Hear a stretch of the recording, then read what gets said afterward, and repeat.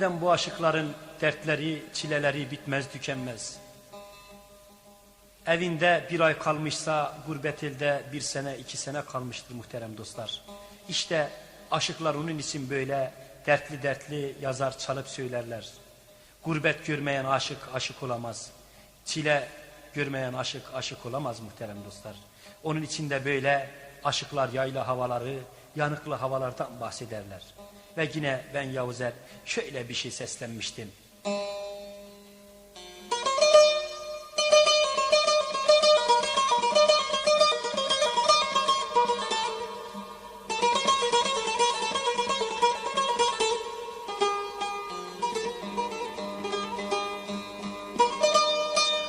Aman aman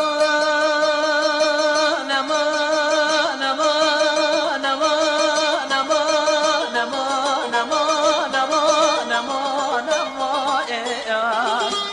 aman aman aman aman aman aman aman yandım aman.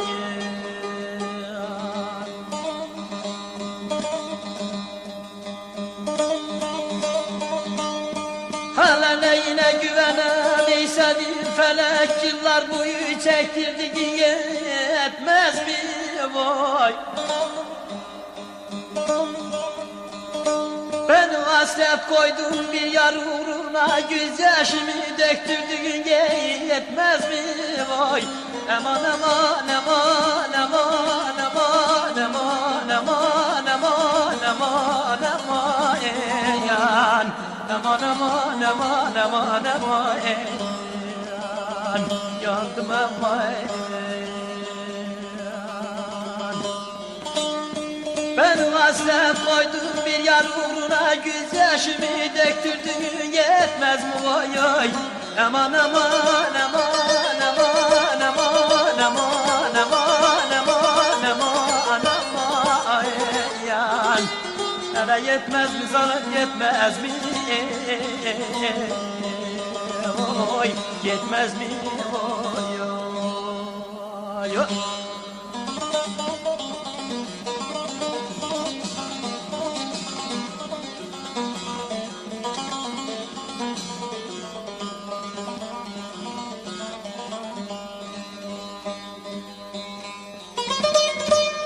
Aman aman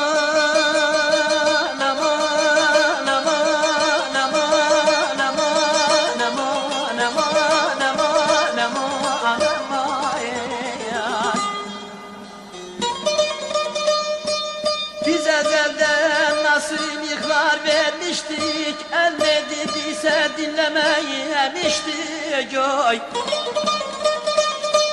Aşkımızın akışına kış örmüştük, insafsıza söktürdüğün yetmez mi oy oy? Aman aman aman aman aman aman aman aman aman aman yan. Aman aman aman aman aman yan. Ah yandım aman aman aman yan.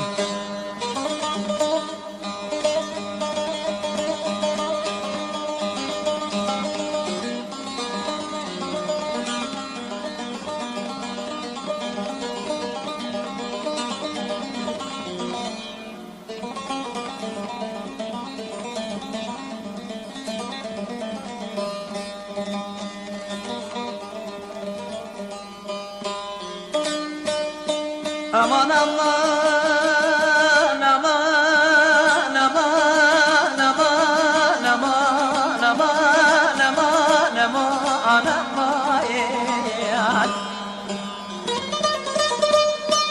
Yavuzer'in gel kulak ver sesine, kapıldım sevdanın bu hevesine vay.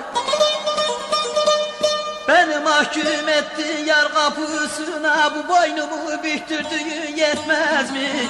Aman aman aman aman aman aman aman aman aman aman yan. Yandım aman aman aman aman yan. Öldüm ama ben yandım ama